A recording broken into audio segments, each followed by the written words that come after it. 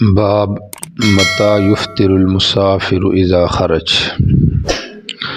مسافر آدمی اگر حالت سفر میں ہو تو اس کے افطار کا کیا حکم ہے؟ تو باب کو عنوان بھی سمجھنا ہے اور حدیث بھی سمجھنی ہے اور مسئلہ بھی سمجھنا ہے کہ مسافر صائم کے لیے افطار کا کیا حکم ہے۔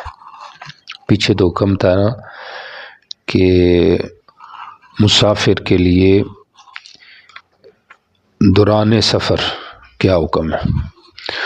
اب اس سے آگے ترقی ہے کہ اگر مسافر سفر پر ہو اور وہ روزہ افطار کرے تو اگر تو مسافر صائم ہے تو اس کے لیے افطار نہیں ہے۔ حنفیہ کے ہاں اس کے لیے افطار نہیں ہے۔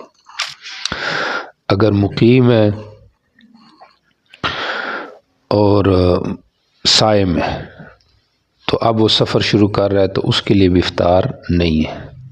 تو مطلب یہ ہو گیا کہ جب آدمی صائم ہے چاہے مسافر ہے یا مقیم ہے تو اس کے لیے حنفیہ کے ہاں افطار درست جائز نہیں ہے۔ اگر مسافر ہے مقیم ہے لیکن مسافر بالنیہ ہے تو پھر اس کے لیے ابتدائی سے افطار کرنا یہ جائز ہے۔ تو فقہ الحدیث میں اگر آپ آئیں تو اس میں بھی یہ مسئلہ مختلف ہی ہے۔ احناف کے ہاں یہ جو دو صورتیں ہیں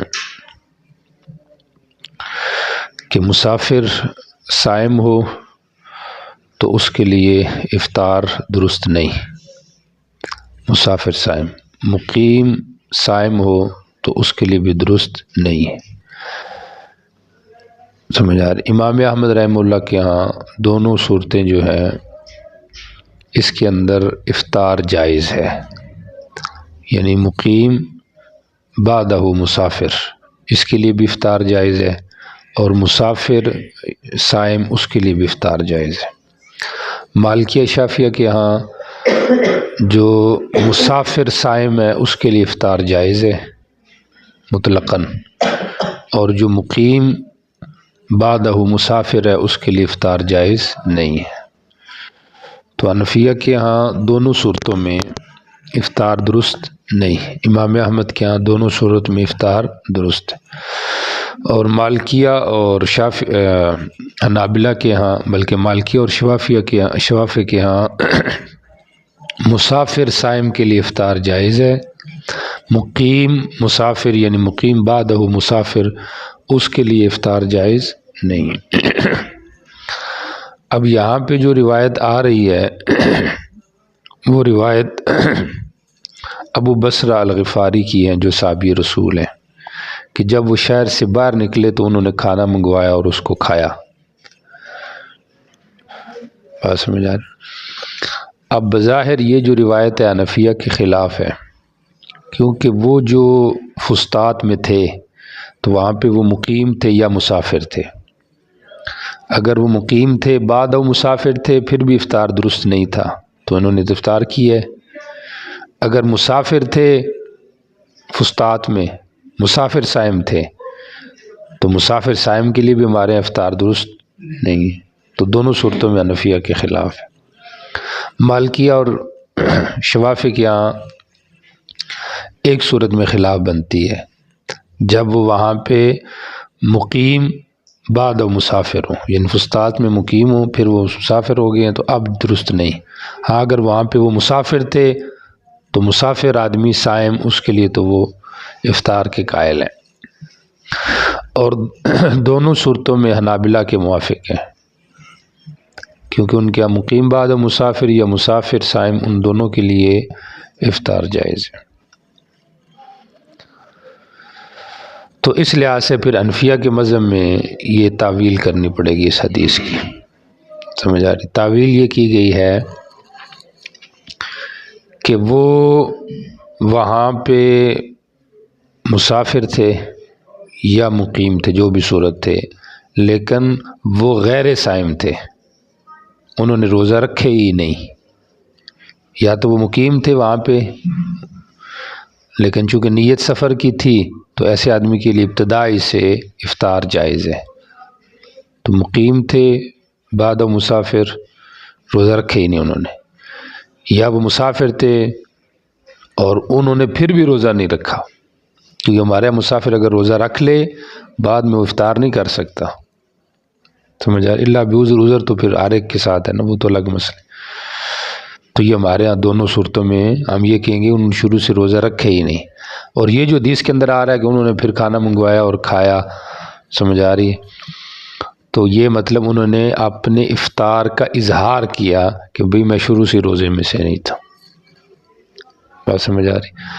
اور مالکیہ اور شوافی کے ہاں یہ ہوگا کہ وہ مسافر تھے، مسافر صائم تھے، اور حنابلہ کے دونوں صورتوں میں۔ اور دوسرا جواب اس کا یہ بھی دیا گیا ہے کہ یہ ان کا اجتہاد تھا، سمجھ آ رہی۔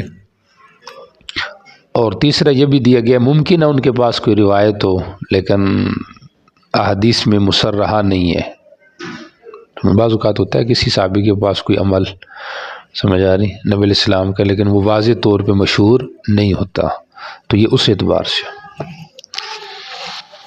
تو مواضع جو اجتہادیہ ہوتے ہیں وہ موسعہ ہوتے ہیں، سمجھ، ان میں ترجیح عدم ترجیح کا مسئلہ ہوتا ہے کہ راجح کس کو قرار دیا جائے۔ متى یفطر المسافر اذا خرج، مصنف کا مقصود بظاہر حنابلہ کی تائید لگ رہی ہے کہ مسافر جب شہر سے نکل پڑا ہے، مسافر صائم، تو اب افطار کب کرے؟ تو وہ کہتے ہیں آبادی سے جب باہر نکل جائے تو پھر کرے، تو ان کے لیے جائز ہے، سمجھ آ رہے۔ تو یہ انہی کے مذہب پہ اس کا، یا پھر یہ ہوگا کہ مسافر ہمارے ہاں کہ اس کا افطار کا اظہار کرے، چونکہ مشابہت بالصائمین تو واجب ہے، تو اگر وہ اظہار کر رہا ہے افطار کی تو وہ آبادی سے باہر نکلے جہاں اس کو کوئی دیکھ نہ رہا۔ ترجمہ دیکھیں، کشتی میں تھا، عبید کہتے ہیں، من الفسطاط، جو کہ مصر سے آئی ہوئی تھی رمضان کے اندر، سمجھ آ رہی، یا وہ جو صاحب رسول تھے وہ خود فسطاط سے تھے، رمضان کے اندر میں ان کے ساتھ تھا، فرفیہ، کشتی کا لنگر اٹھایا گیا، یا خود وہ معذور تھے تو ان کو اٹھایا گیا کشتی پر، پھر ان کا غدا، پہلے وقت کا کھانا قریب کیا گیا۔ جعفر نے اپنے حدیث میں یہ لفظ، وہ گھروں سے آگے نہیں تجاوز کیے تھے یہاں تک انہوں نے دسترخوان منگوایا، اور کہنے لگے مجھے قریب ہو جا۔ میں نے کہا جی آپ بیوت کو نہیں دیکھ رہے؟ تو وہ بصرہ نے آگے سے کہا کیا تو نبی علیہ السلام کی سنت سے اعراض کر رہا ہے؟ تو انہوں نے کھایا۔ بات سمجھ آ رہی کہ نہیں آ رہی؟ تو بس کیا آپ گھروں کو نہیں دیکھ رہے؟ سمجھ آ رہی؟ تو انہوں نے کہا جی گھروں کو تو دیکھ رہا ہوں لیکن یہ ہے کہ نبی علیہ السلام کی سنت ہے، سمجھا۔ تو دور سے گھر نظر آ رہے ہوں گے، مطلب یہ تھا کہ یہ مسافر ہو چکے تھے، بستی سے نکل چکے تھے، لیکن انہوں نے کہا کہ ابھی ہمیں گھر نظر آ رہے ہیں، سمجھ آ رہی؟ تو انہوں نے کہا گھر نظر بھی آ رہے ہوں لیکن ہم تو آبادی سے باہر نکل آ چکے ہیں، تو باقی اس کی تعویل وہی ہے جو پیچھے مذاہب گزرے، اس کے مطابق ہم نے اس کو منطبق کرنا ہے۔ جی ٹھیک ہو گیا۔ باب مسیرۃ ما یفطر فیہ، وبه قال حدثنا عیسی بن عماد قال اخبرنا الليث يعني ابن سعد عن يزيد بن ابي حبيب عن ابي الخير عن منصور الكلبي ان يحيى بن خليفة رضي الله عنه خرج من قرية من دمشق مرة إلى قدر قرية من الفسطاط وذلك 3 أميال في رمضان ثم إنه أفطر وأفطر معه ناس وكره آخرون أن يفطروا فلما رجع إلى قريته قال والله لقد رأيت اليوم أمرا ما كنت أظن وأني أراه إن قوما رغبوا عن هدي رسول الله صلى الله عليه وسلم وأصحابه يقول ذلك للذين صاموا ثم قال عند ذلك ثم اقبضني إليها۔ دہیہ جو ہے وہ بستی سے نکلے دمشق سے ایک مرتبہ، الی قدر قریۃ عقبۃ من الفسطاط، اس مقدار جو کہ عقبہ سے تھی، من قریۃ من دمشق، یعنی دمشق کے بستی سے نکلے، الی قدر اتنی مقدار جو کہ عقبہ اور فسطاط کے آپس کے اندر فاصلہ تھا، ٹھیک ہو گیا، عقبہ کی بستی کا جو فاصلہ تھا فسطاط سے، اور یہ 3 میل کا فاصلہ تھا، اور یہ 3 میل تھے، اتنا فاصلہ بنتا تھا رمضان میں۔ پھر انہوں نے افطار کیا اور لوگوں نے بھی افطار کیا، دوسروں نے ناپسند سمجھا کہ افطار کریں۔ جب وہ اپنی بستی میں واپس آئے تو انہوں نے آگے سے کہا دہیہ نے کہ میں نے آج ایک ایسا معاملہ دیکھا ہے، ما کنت اظن انی اراہ، میرا گمان نہیں تھا کہ میں دیکھوں کہ لوگ نبی کی سنت سے اعراض کر رہے ہیں۔ یقول ذالک، نبی علیہ السلام کی سنت اور صحابہ کی سنت سے آپ نے ان لوگوں کے بارے میں کہا جنہوں نے روزہ رکھا۔ پھر انہوں نے آگے سے یہ دعا کی، اے اللہ مجھے اپنی طرف قبض کر لے۔ تو مسافت افطار کا مذہب جو ہے ائمہ اربعہ کے ہاں وہ وہی ہے جو کہ مسافت قصر کا ہے، سمجھ آ رہی؟ تو اس مقدار جا کے اگر آدمی سفر کرنا چاہ رہا ہے تو پھر وہ روزہ چھوڑ سکتا ہے۔ اب صحابہ ظاہر کے یہاں 3 میل ہے تو یہ ان کی دلیل بن سکتا ہے بظاہر، وذالک ثلاثۃ امیال، یہ اتنا فاصلہ تھا، اور جمہور کے یہاں تو 3 میل نہیں ہے، بس سمجھ آ رہی، بلکہ اس سے زیادہ سفر ہے، اور وہ وہی ہے جو کہ 48 میل بنتا ہے، سمجھ آ رہی۔ تو اس لحاظ سے پھر یہ ہے کہ یہ ابتدائے سفر، ابتدائی منزل تھی ان کی، کہ اس منزل میں وہ پہنچے تو انہوں نے افطار کیا، تو لوگوں نے پھر بھی نہیں کیا۔ تو اب آگے ان کا کرنا اپنی جگہ پہ بھی درست تھا، لیکن بہرحال عام طور پہ سفر میں آپ نے افطار کو ترجیح دی ہے، تو اس لحاظ سے صحابی نے کہا کہ انہوں نے سنت سے کیا کیا، اعراض کیے۔ ممکن ہے یہ جو مجمع جا رہا ہے یہ جہاد کے لیے جا رہا ہو، تو جہاد میں آپ افطاری کرتے رہیں، بلکہ آپ نے کہا بھی ہے کہ قوت حاصل ہو، تو اس لحاظ سے انہوں نے آگے سے یہ بات کی۔ باقی یہ کہنا اللہم اقبضنی الیک، اے اللہ مجھے اپنی طرف قبض کر لے، بات سمجھ آ رہی، تو یہ موت کی تمنا، سمجھ آ رہی۔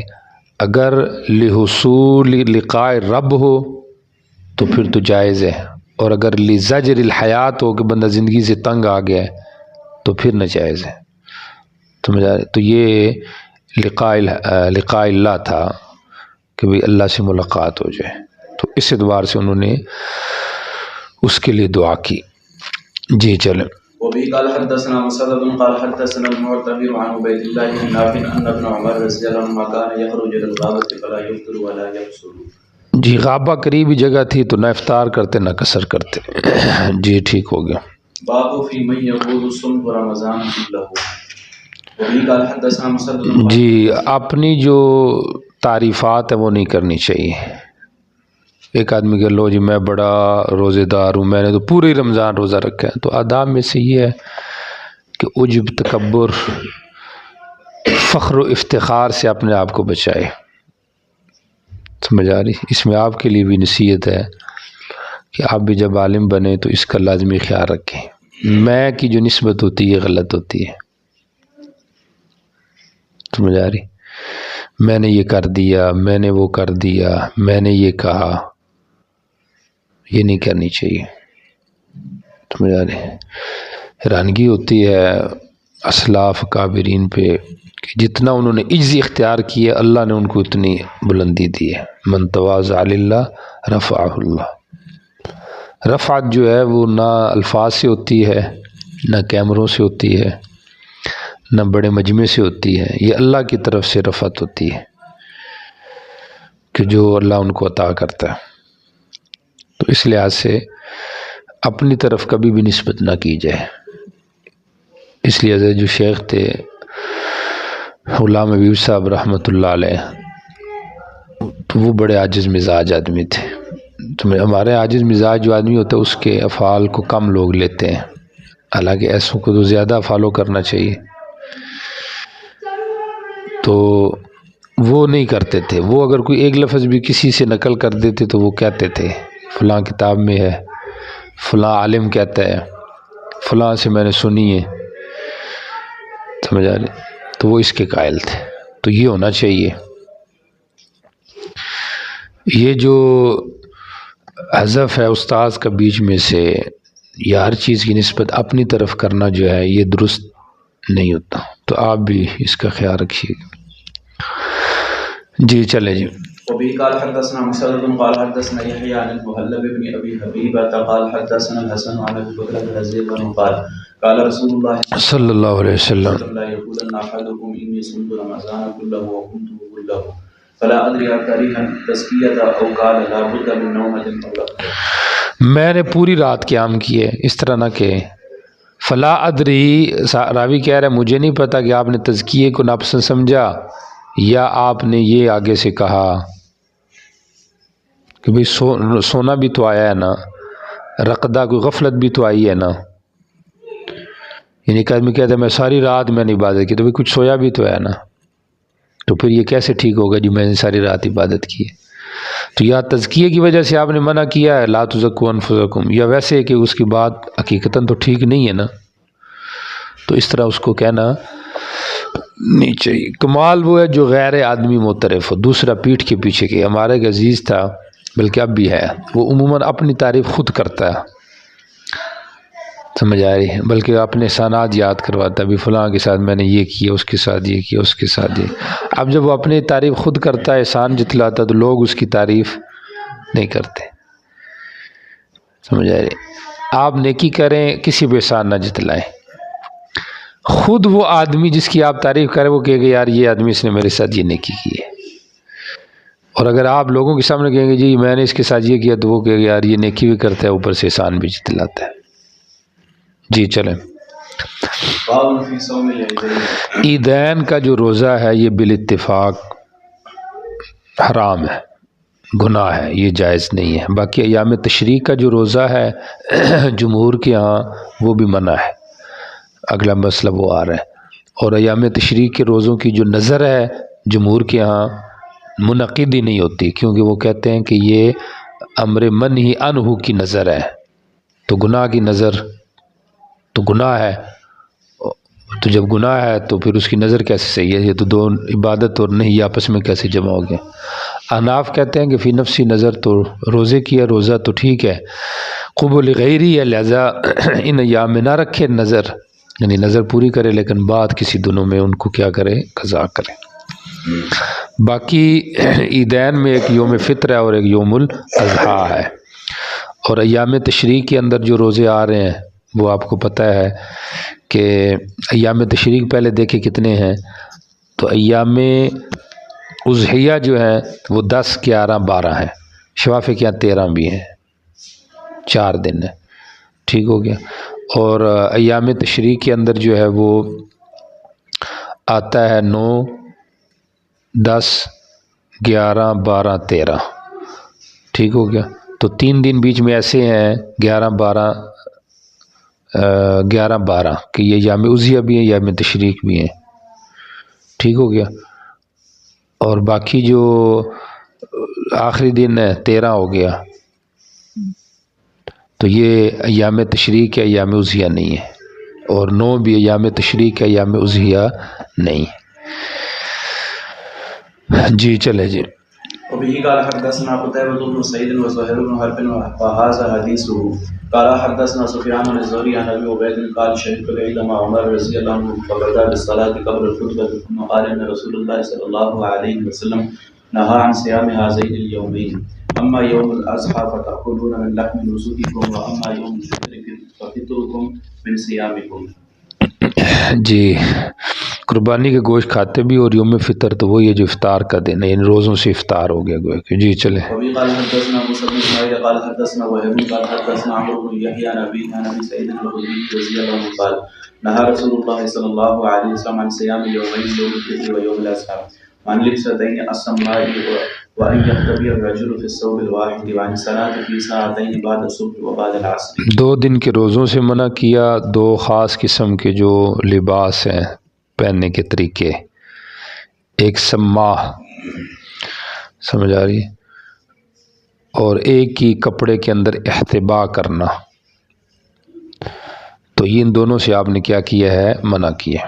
یہ پیچھے تشریح گزر چکی ہے کتاب الصلاۃ کے اندر کہ سما کسے کہتے ہیں کہ ایک ہی کپڑے کو اس طرح گویا کہ منزلے پتھر کے ہو گیا کہ اس سے ہاتھ باہر نہ نکل سکے، اور ایک ہی کپڑے کے اندر احتباء کرنا منع، ایک ہی کپڑا جسم کے اوپر ڈانپنا دوسرا نہ ہو، اور یا بیٹھنا اس طریقے سے کہ ایک ہی کپڑا جو ہے نا وہ آدمی اس کو اپنے پنڈلیوں کے ساتھ باندھ لے، اور 2 وقت کی نماز سے بھی منع کیا، صبح کے بعد سے اور عصر کے بعد سے۔ جی چلیں۔ باب صيام ايام التشريق وبه قال حدثنا عبد الله بن مسلمة القعنبي عن مالك عن يزيد بن الهادي عن ابي مرة مولى ام هاني انه دخل مع عبد الله بن عمرو على ابي عمرو بن العاص رضي الله عنهما فقرب اليهما طعاما فقال كل، قال اني صائم، فقال عمرو كل، فهذه الايام التي كان رسول الله صلى الله عليه وسلم يأمرنا بافطارها وينهى عن صيامها، قال مالك وهي ايام التشريق۔ حضرت عمرو بن عاص کے اوپر یہ گئے ہیں تو فقرب الیہ طعاما، انہوں نے ان کی طرف کھانا قریب کیا، فقال، تو انہوں نے آگے سے کہا، اور وہ کہنے لگے حضرت عمر کہ بھئی کھاؤ جی، تو انہوں نے آگے سے کہا مرہ نے کہ جی میں تو روزے سے ہوں، تو عمر نے کہا کھاؤ کھاؤ، یہ ایام تو آپ ہمیں افطار کا حکم دیتے تھے، روزے سے منع کرتے تھے، یہ ایام تشریق ہے۔ سمجھ آ رہی؟ تو ایام تشریق کا جو روزہ ہے یہ منعن ہوا ہے، کیونکہ کھانے پینے کے جو دن ہے، تو اب کوئی آدمی اگر روزہ رکھتا ہے تو اس کا روزہ نہیں ہوگا، سمجھے، نظر مانتا ہے تو اس کا روزہ نہیں ہوگا، مطلب یہ کہ نظر تو ہو جائے گی لیکن روزہ بعد میں رکھے گا۔ اور اگر کوئی آدمی روزہ بھی رکھے ایام منعنوں کے اندر، ان دنوں کے اندر، تو ہمارے ہاں اس کا روزہ بالکراہت، یعنی بالکراہت التحریمیہ اس کا روزہ ہوگا۔ جی چلے۔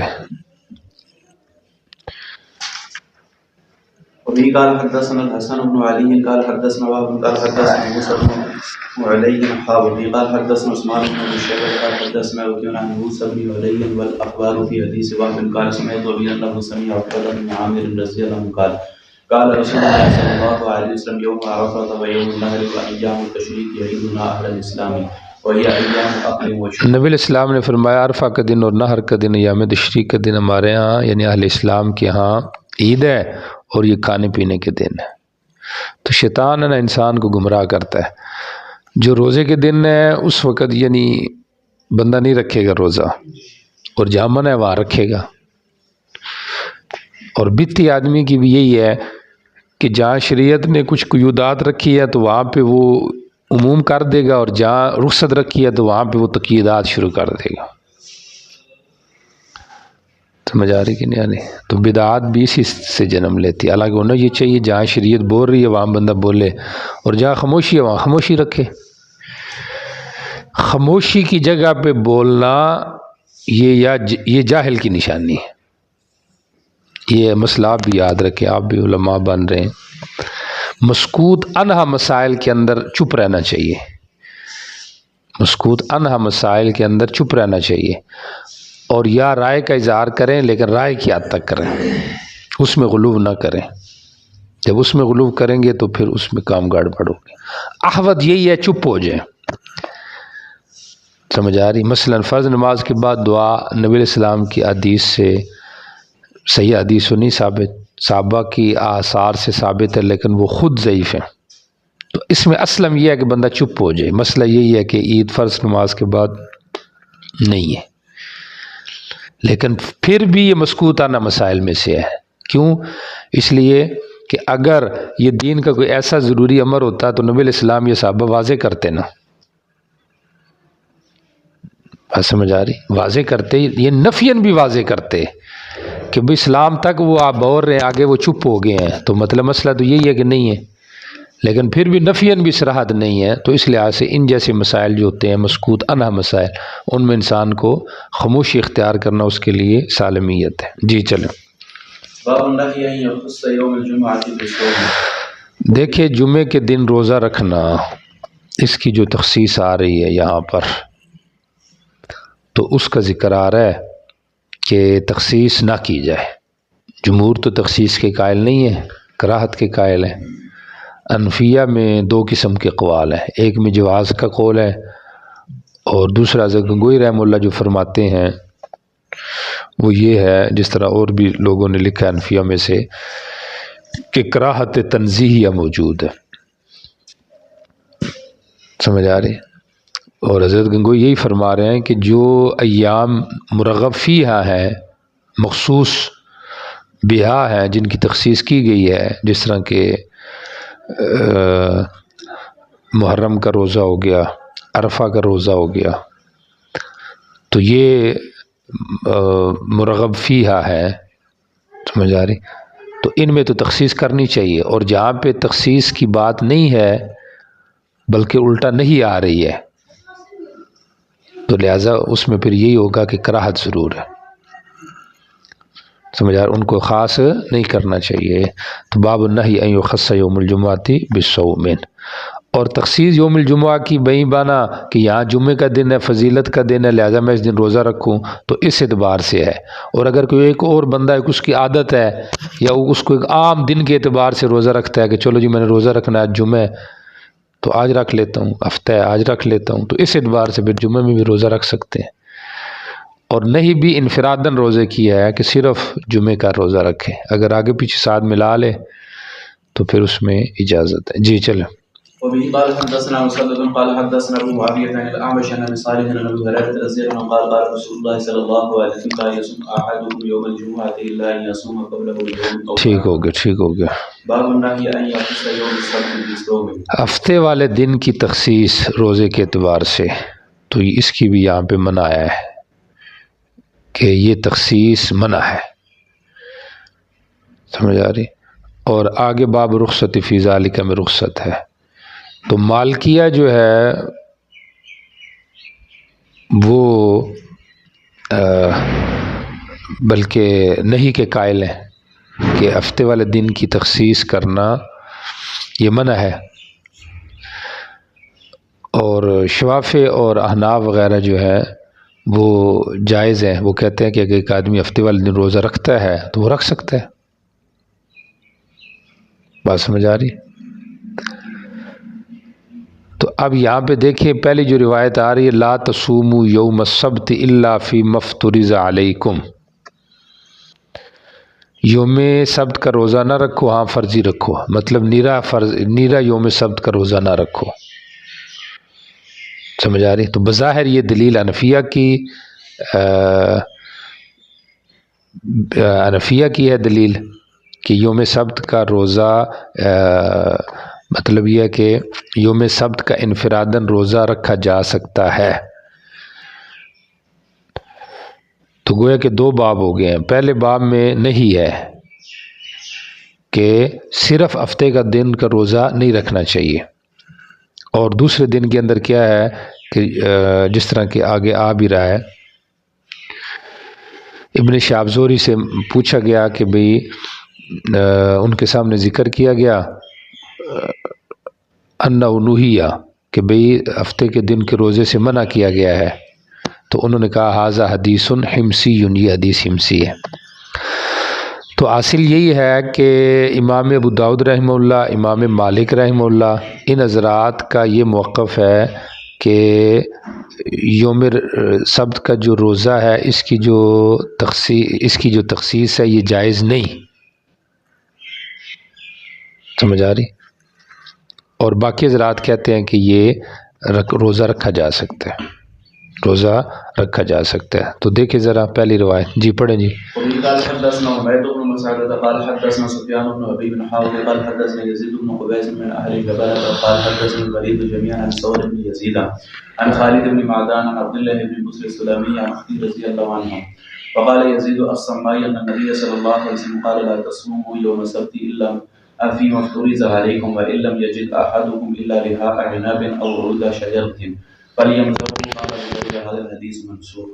جی چلے آگے۔ الرخصة في ذلك. وبه قال حدثنا محمد بن كثير قال أخبرنا همام عن قتادة وبه قال حدثنا حفص بن عمر قال حدثنا همام قال حدثنا قتادة عن أبي أيوب قال حفص على تقي عن هي بنت الحارث رضي الله عنها أن النبي صلى الله عليه وسلم دخل عليها يوم الجمعة وهي صائمة قال أصومي أم صلاتك؟ قال تريدين أن تصومي غدا؟ قالت لا قال فأفطري. جی چلیں. قال حدثنا عبد الملك بن شعيب قال حدثنا ابن وهب قال سمعت ليس يحدث عن ابن شهاب انه كان اذا ذكر له انه نهي عن صيام يوم السبت يقول ابن شهاب هذا حديث حمصي. وبه قال حدثنا محمد بن صباح بن سفيان قال حدثنا الوليد عن الاوزاعي قال ما زلت له كاتما حتى رايته انتشر يعني حديث ابن مسلم هذا في صوم يوم السبت. قال ابو داود قال مالك هذا كذب. اچھا جی، باب النہی ان یخص یوم السبت بصوم. پہلی جو روایت ہے اس کے اندر تخصیص کی نہیں آ رہی ہے.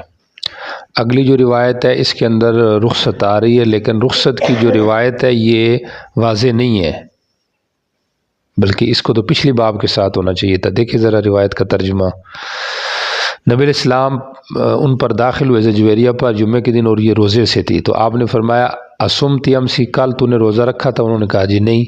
تو آپ نے کہا آئندہ کل رکھو گی؟ انہوں نے کہا جی نہیں. تو آپ نے کہا افطار کرو. تو یہ روایت تو پچھلے باب میں ہونی چاہیے تھی. اس کا تعلق تو یا تو یوم جمعہ کے ساتھ ہے کہ صرف جمعے کے دن روزہ نہ رکھو، یا ہوتا تو پچھلے باب کے ساتھ ہوتا بھی صرف ہفتے کا روزہ نہ رکھو، ساتھ جمعے کا دن ملے تو پھر رکھ لو. تو رخصت فی ذالک کے اندر یہ حدیث نہیں لگتی، تو اس لیے یہ حدیث فی غیری محل ہی ہے، اپنے محل کے اندر نہیں ہے. اس سے اگلی روایت دیکھیں ذرا، اس میں کیا ہے کہ انہو کان اذا ذکر لہو، کہ جب ابن شہاب زہری کے سامنے ذکر کیا جاتا کہ بھئی یوم سبت کے روزے سے تو منع کیا گیا ہے، تو وہ آگے سے کہتے کہ یہ حدیث ہمسی ہے، جس کے اندر منع کیا گیا ہے یہ حدیث کیا ہے؟ ہمسی ہے. مطلب اس کا ضعف بیان کرتے. وہ پہلی جو روایت ہے حدیث نمبر 2421 ہے نا، ثور ابن یزید عن خالد ابن معدان، وہ حدیث جو ہے عبداللہ ابن بصر والی جو روایت ہے وہ والی. تو چونکہ اب اس کو ہمسی کیوں کہا گیا؟ ایک اس لحاظ سے کہ اس کے راوی ہمس کے تھے، شام کے دو، ثور اور خالد، تو اس لحاظ سے اس کو ہمسی کہا گیا. سمجھ آ رہی؟ اور وہ دونوں ضعیف ہیں. پھر اس پہ جرح کی گئی، نہیں تو وہ تو ثقہ راوی ہیں. حضرت سندھی نے کہا کہ وجہ ضعف یہ ہے کہ پتہ نہیں کہ آپ نے جو تخصیص سے منع کیا ہے تو اس کی علت کیا ہے.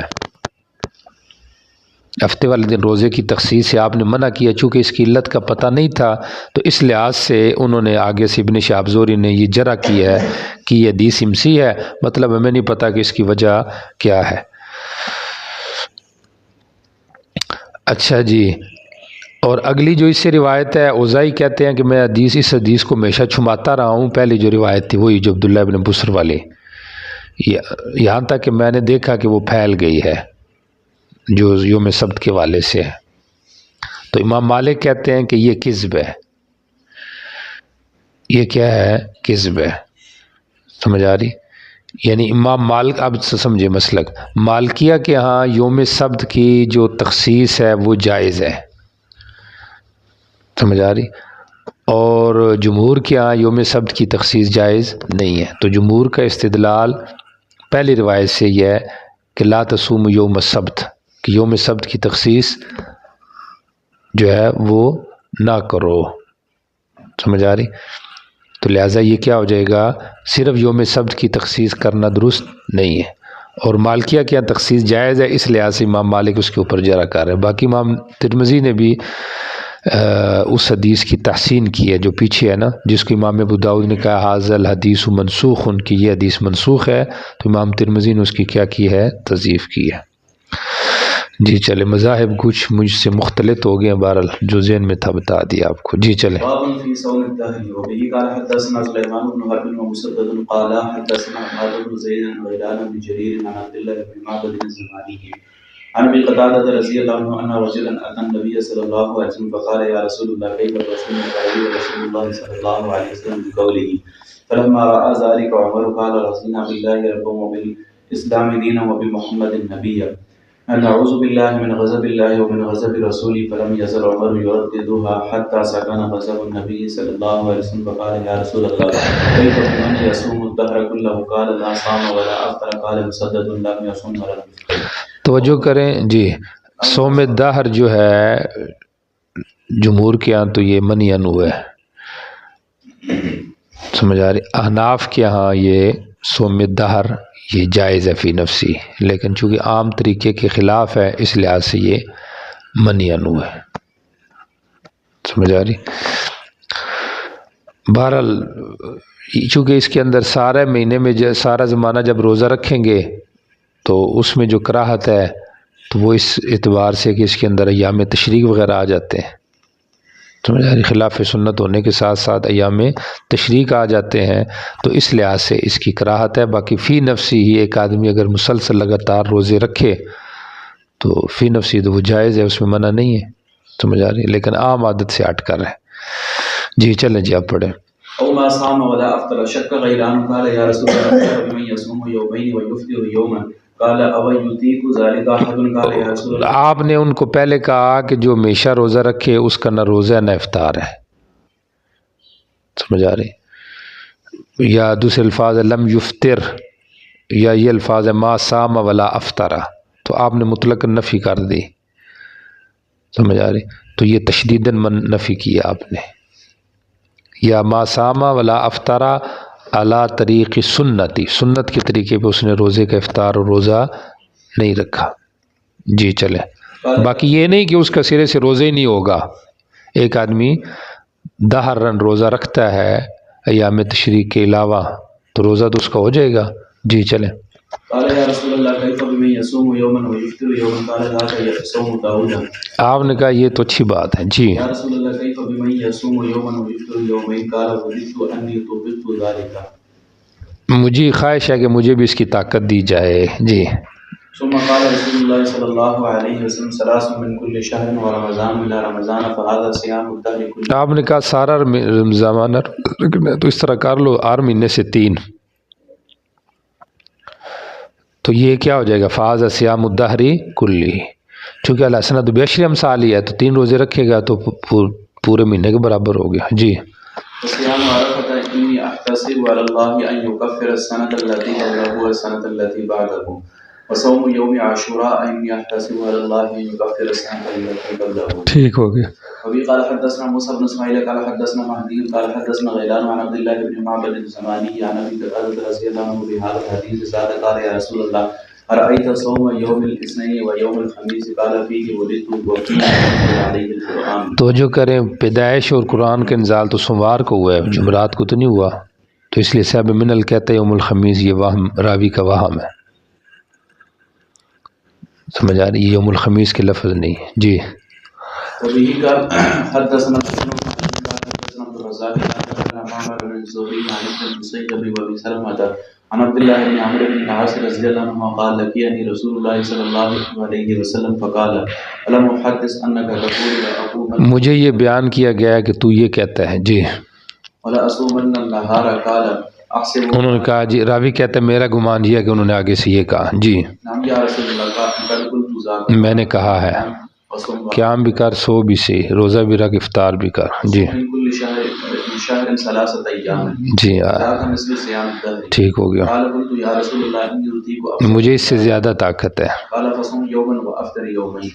قال فقلت إني أطيق أفضل من. اس سے زیادہ طاقت ہے. قال فصوم يوما وأفطر يوما وهو أعدل الصيام. سب سے بہتر معتدل روزہ ہے. جی. إني أطيق أفضل من ذلك وقال رسول الله صلى الله عليه وسلم لا أفضل. اس سے افضل کوئی نہیں. جائز ہونا اور چیز ہے، افضل ہونا اور چیز ہے. جی چلیں. باب في صوم أشهر الحرم. ٹھیک ہو گیا. اشہر حرم 4 ہے، آپ کو پتہ ہے 3 سرد ہے اور 1 فرد ہے، ذوالقعدہ، ذوالحجہ، محرم اور رجب. اب ان میں ترتیب افضلیت کی سب سے پہلے تو آ جاتا ہے ذوالحجہ، ذوالقعدہ، ذوالحجہ، محرم. سب سے پہلے محرم، محرم کے بعد ذوالحجہ، پھر ذوالقعدہ اور پھر رجب. یہ ترتیب ہے ان کے درمیان. جی. وفي قال حدثنا موسى بن اسماعيل قال حدثنا حماد عن سعيد الجريري عن ابي السليل عن مجيبة الباهلية عن ابيها او عمها رضي الله عنه انه اتى رسول الله صلی اللہ علیہ وسلم وسلم ثم انطلق آئے پھر چلے گئے، ایک سال بعد دوبارہ آئے، قد تغيرت حال حالت اور ریت بدل چکی تھی. فقال يا رسول الله اما تعلم مجھے نہیں آپ نے پہچانا، قال ومن انت قال کون ہو؟ میں باہلی ہوں جی، جئتك عام الاول پہلے سال آیا تھا.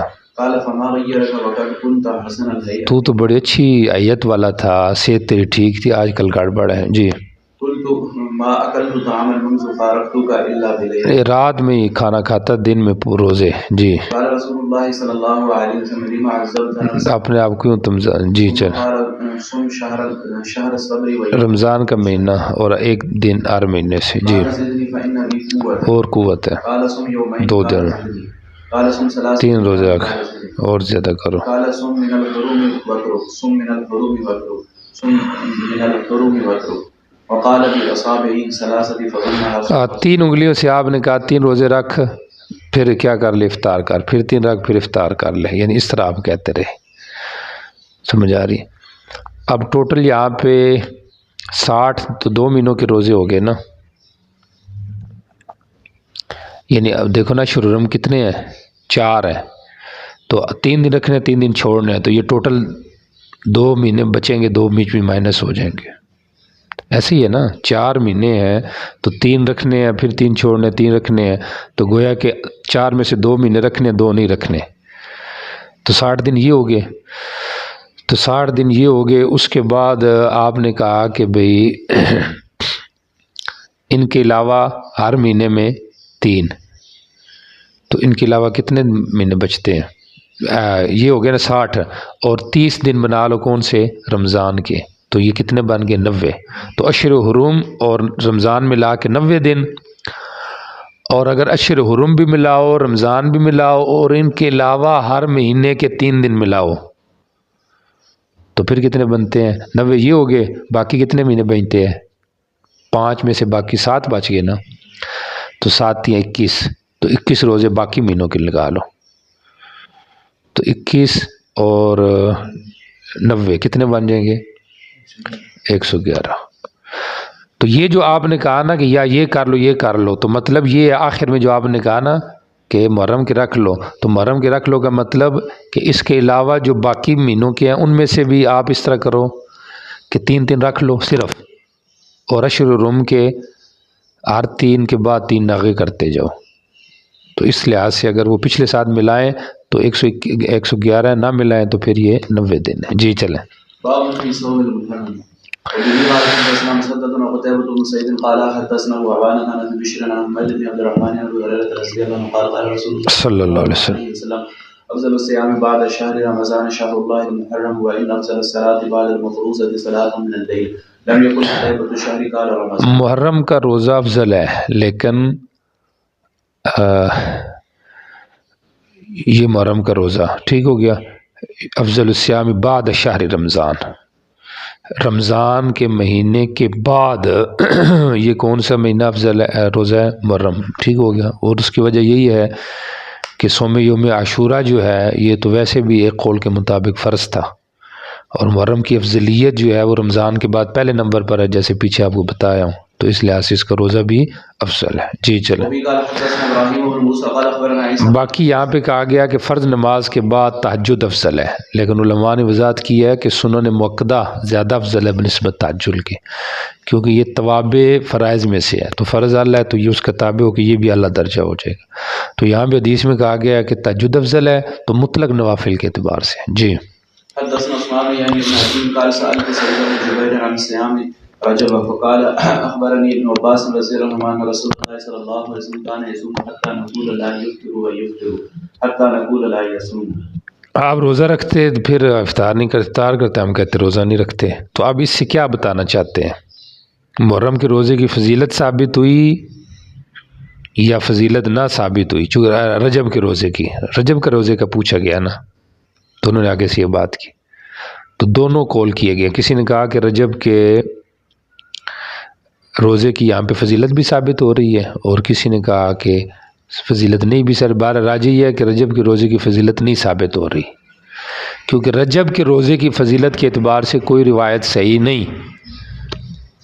سمجھ آ رہی؟ ابن رجب نے اس کے اوپر کتاب لکھی ہے تبیین العجب بما ورد فی فضل رجب، اور اس کے اندر انہوں نے روایات ضعیفہ ذکر کی ہیں، اور انہوں نے کہا کہ چونکہ فضائل کا باب ہے تو صحیح روایت نہ بھی ہو تو فضائل جو کمزور روایت ہے ان سے فضیلت ثابت ہو جاتی ہے.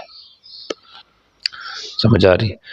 جی. بہرحال سعید ابن جبیر سے میں نے پوچھا تو انہوں نے آگے سے یہ بات کی ہے، یعنی مطلب یہ ہو گیا کہ آپ کی ایک عادت تھی کہ آپ روزے رکھتے تھے، ممکن ہے اس کے اندر رجب بھی آ جاتا ہو تو آپ رجب میں بھی رکھ لیتے ہو. جی چلیں. باب في صوم شعبان. وقال حدثنا احمد بن حنبل قال حدثنا عبد الرحمن بن مهدي عن معاويه بن صالح عن عبيد الله بن قيس سمع عائشه رضي الله عنها تقول كان حق الشهور الى رسول الله صلى الله عليه وسلم ان يصومه شعبان ثم يصومه رمضان. باب فی صوم شعبان. تو صوم شعبان کی جو روزوں کا استحباب ہے مصنف اس کو بیان کر رہے ہیں. سب سے زیادہ محبوب مہینوں میں نبی علیہ السلام کی طرف یہ تھا کہ آپ شعبان کا روزہ رکھتے، پھر مواصلت بھی رمضان کر دیتے. سمجھ آ رہی؟ تو اب یہاں پہ یہ ہے کہ افضل جب شہر وہ محرم ہے بعد رمضان، تو آپ شعبان میں پھر روزے زیادہ کیوں رکھتے تھے؟ تو علماء نے وضاحت کی ہے کہ محرم میں چونکہ آپ سفر پہ ہوتے، سمجھ آ رہی ہے، اور مصروفیات میں تو آپ کو موقع نہ ملتا، تو شعبان میں پھر چونکہ آگے رمضان قریب ہوتا تو اس لیے آپ احتیاطاً جو ہے وہ شعبان کے مہینے میں زیادہ روزے رکھتے. سمجھ آ رہی؟ گو کہ شعبان اشہر حرم میں نہیں، لیکن بہرحال یہ ہے کہ رمضان کے قریب تھا تو اس لحاظ سے آپ اس میں روزے رکھتے تاکہ آپ کی عادت ہو جاتی. جی چلیں. قال حدثنا محمد بن عثمان العجلي قال حدثنا عبد الله بن جاني بن موسى عن هارون بن سلمان عن عبد الله بن مسلم القرشي عن أبيه رضي الله عنه سألت أو سئل النبي صلى الله عليه وسلم عن صيام الدهر فقال إن لأهلك عليك حقا صوم رمضان والذي يليه وكل أربعاء وخميس فإذا أنت قد صمت الدهر. جی نبی علیہ السلام سے صیام الدہر کا پوچھا گیا. آپ نے کہا تیری بیوی کا بھی حق ہے، بیوی کا بھی حق ہے روزہ رکھ رمضان کا اور جو اس سے ملا ہوا ہے شعبان، اور بعض نے کہا شوال. شوال کو زیادہ ترجیح دی گئی ہے چونکہ شوال کے جو 6 روزے ہیں جس طرح اگلی حدیث میں آ رہا ہے تو وہ بھی اس کے اندر داخل ہو جائیں گے. سمجھ آ رہی؟ سم رمضان والذی یلیہ. اور اگر آپ کی عادت مبارک دیکھی جائے تو وہ تو شعبان میں تھی، تو اس لحاظ سے شعبان کے روزے مراد ہو سکتے ہیں. اور ہر بدھ اور جمعرات کو روزہ رکھ. سمجھ آ رہی؟ اور جب تو روزہ رکھ لے گا فیضا انتا، جب تو نے اس طرح کر لیا تو سمجھتے کہ تو نے پورا رمضان پورا زمان نہیں روزے رکھ لی چونکہ تیری نیت میں جو تھا. سمجھ آ رہی؟ تو اس لحاظ سے قد صمت الدہر کلہ. اور والذی یلی سے مراد جو آگے فضیلت بیان آ رہی ہے اس کے اعتبار سے یہاں پہ شوال کے روزے زیادہ